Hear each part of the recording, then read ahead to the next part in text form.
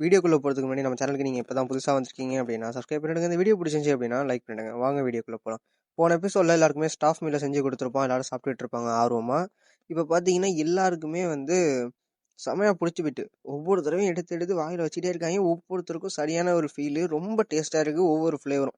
So இவன் இப்போ அதை எப்படி பண்ண அப்படிங்கிறத எக்ஸ்பிளைன் பண்றான். அதே மீட்டு அதே உருளைக்கிழங்கு தான் பண்ணியிருக்கான். ஃபர்ஸ்ட் டைம் சொதப்புனா அதே தான் பண்ணியிருக்கான். ஆனா இந்த வாட்டி அதை எப்படி பண்ணியிருக்காங்கிறதா விஷயமே.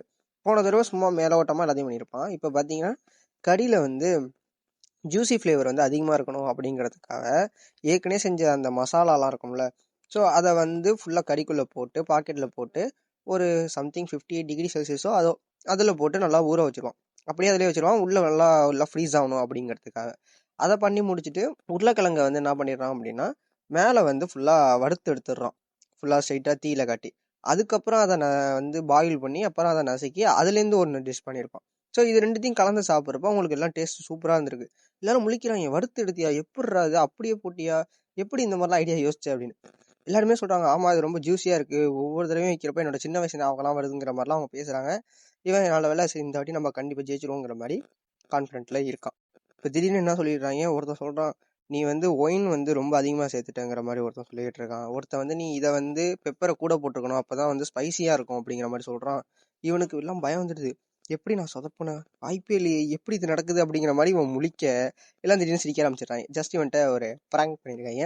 எல்லாரும் அவன் பேரை சொல்ல ஆரம்பிச்சிடறான்.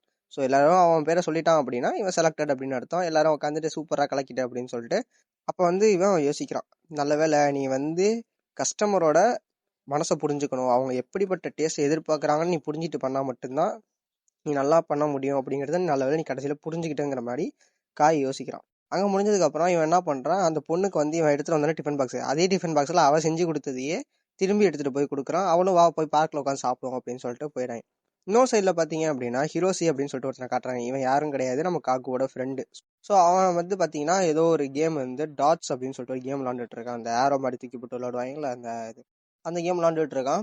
அப்போ பின்னாடி அவன் ஃப்ரெண்ட்ஸ்லாம் பேசிக்கிறாங்க, இவன் எப்படிடா அவன், என்னடா அவன் நோட்ல ஏதோ சம்மு மாதிரி போட்டு அதை வச்சு அவன் கேம் விளாண்டுட்டு இருக்கான், யார் சாமி இவங்கிற மாதிரி அவன் காலேஜ் பசங்க எல்லாம் பேசிக்கிட்டு இருக்காங்க.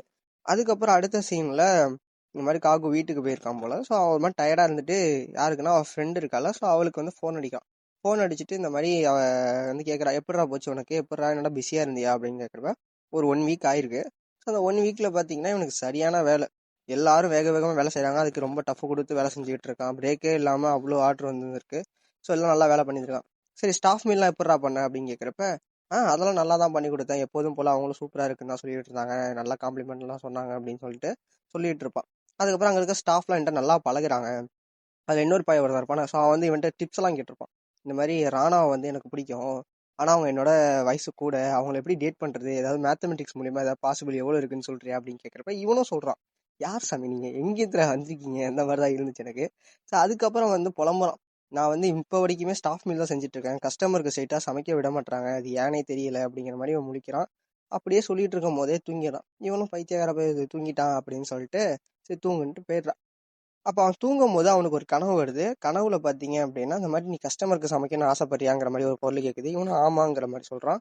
அப்போ முசாசி இருக்கா.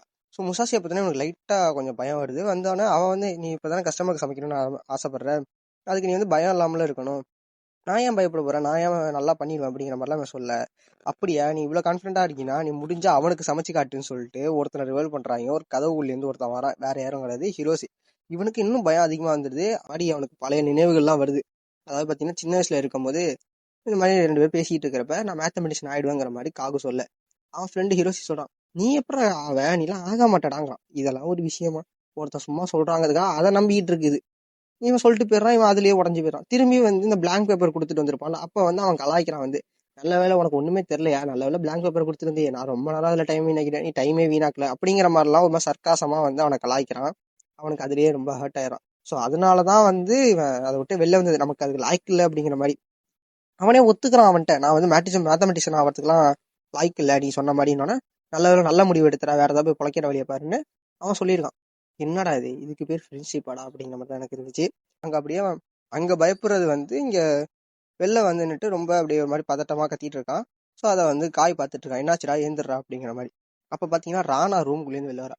என்னடா நடக்குது இங்க அப்படிதான் எனக்கு இருந்துச்சு. அவ உடனே அவன் என்ன ஏதாவது பயப்படுறானா, தண்ணி கொண்டு வரட்டுமான்னு கேட்கறப்ப, இல்ல நீ கிளம்பு நான் பாத்துக்கிறேன் அப்படின்னு சொல்லிட்டு ராணுவ அனுப்பி வச்சிடறான் காய். அதுக்கப்புறம் இவனை எழுப்பி தண்ணி எல்லாம் கொடுத்துட்டு சமைச்சுக்கிட்டு இருக்கான். இந்த மாதிரி இவன் இருக்கானா காகு இந்த மாதிரி எக்ஸ்பிளைன் பண்றான், என்ன கனவு கண்டேன், அவனை பத்தி எனக்கு பயம் அப்படிங்கிற மாதிரி ஃபுல்லா சொல்லிட்டு இருக்கான்.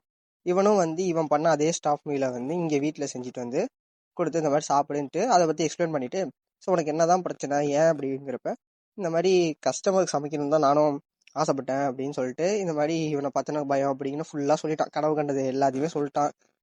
இவங்க எங்கேருந்து ஃப்ரெண்டு முசாசி இவங்கெல்லாம் எப்பயிலேருந்து ஃப்ரெண்டு, மேக்ஸ் ஒலிம்பியால ஃப்ரெண்ட் ஆனோம் அப்படிங்கிற மாதிரி எல்லாத்தையுமே சொல்றான். இவன் கேட்பான் உங்களுக்குலாம் எதுவும் ஃப்ரெண்ட்ஸ் இல்லையா அப்படிங்கிற மாதிரி இவன் கேட்பான்.